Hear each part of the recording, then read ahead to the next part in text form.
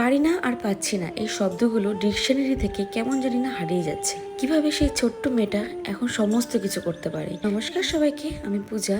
কেমন আছো তোমরা সবাই? আশা করছি প্রত্যেকেই ভালো আছো, আমিও বেশ ভালো। সকালবেলা ঘুম থেকে উঠেই দেখছি বাবা নিয়ে এসেছে এঁচোড়, আর তার সঙ্গে নিয়ে এসেছে চিংড়ি মাছ, আর বলেছে বৌমা আজকে এঁচোড় চিংড়িটা বেশ ঝাল ঝাল করেই করো। বাবা আমার কাছে আবদার করেছে, আর আবদার তো রাখতে হবে তাই না, তাই বসিয়ে দিলাম এঁচোড় চিংড়ি। এঁচোড় কিভাবে কাটতে হয় আমি কিন্তু আগে জানতাম না, কোনটা খায় আর কোনটা ফেলে দেয় এটাও জানা ছিল না আমার।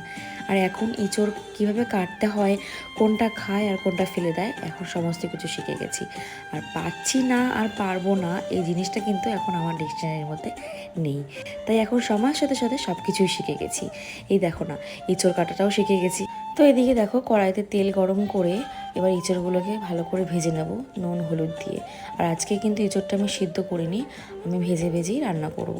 আগের দিন না সিদ্ধ করে রান্না করেছিলাম, একদম গলে গেছিলো এঁচোড়টা। তো আজকে ভাবলাম এঁচোড়টাকে না সিদ্ধ করে ভেজেই রান্না করব। আর রান্নাটা নির্ভর করছে তুমি কিভাবে রান্না করছো তার উপরে। সবার রান্না কিন্তু সমান না, যে যেরকমভাবে রান্না করে। আর আমি যেভাবে রান্না করি সেটাই তোমাদের সঙ্গে শেয়ার করলাম। প্রথমে এঁচোড়টাকে লাল লাল করে ভেজে তুললাম, এবার কড়াইতে আলুগুলোকে ভেজেও লাল লাল করে তুলে নিলাম। এবার কড়াইতে আরেকটু তেল দিয়ে চিংড়ি মাছগুলোকে ভেজে নেব। চিংড়ি মাছগুলো কিন্তু আমি খুব ভাজবো না, হালকা করে ভেজে চিংড়ি মাছগুলোকে তুলে নেবো। এদিকে দেখো চিংড়ি মাছগুলো হালকা ভাজা হয়ে গেছে, এবার চিংড়ি মাছটা তুলে নেব। আচ্ছা, আমার মতন এরকম অভ্যাস কার কার আছে কমেন্টে কিন্তু জানিও। কোনো কিছু নামানোর পর কড়াইটাকে এরকমভাবে মুছে নিই। কেন বলো তো, কোনো ভাজা নামানোর সঙ্গে সঙ্গে দেখবে কড়াই বেয়ে তেলটা নিচের দিকে চলে যাচ্ছে, আর সেটা আগুনের তাপে কড়াইয়ের তলাটা পুরো কালো হয়ে যাচ্ছে, আর মাজার সময় না খুব কষ্ট হয়ে যায়। তাই যখনই কোনো ভাজা নামানো হয় সঙ্গে সঙ্গে আমি এরকম মুছে নিই, তাহলে আর কোনো অসুবিধাই হয় না।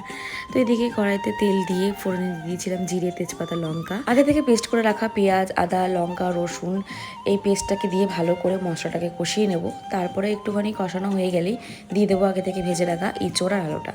এঁচোড় আলু দিয়ে ভালো করে কষানোর পর দিয়ে দেবো চিংড়ি মাছটা। চিংড়ি মাছটা দিয়ে নাড়াচাড়া করলেই পরিমাণ মতন জল দিয়ে দেবো।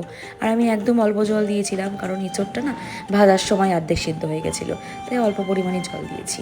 আর এদিকে দেখো আমার এঁচোড়টা হয়ে এসছে। এঁচোড়টা হয়ে যাওয়ার ঠিক 5 মিনিট আগে দিয়ে দেবো ঘি আর গরম মশলা। রান্নার স্বাদ বাড়িয়ে দেয় ঘি। যে কোনো রান্নায় নামানোর ঠিক 5 মিনিট আগে ঘি দিয়ে নামিয়ে দিলেই রান্নাটা আরও বেশি সুস্বাদের হয়। এদিকে দেখো এঁচোড় রান্নাটা হয়ে গেছে। ভিডিওটা তোমাদের কেমন লাগলো অবশ্যই কমেন্টে জানাতে ভুলো না। দেখা হচ্ছে অন্য কোনো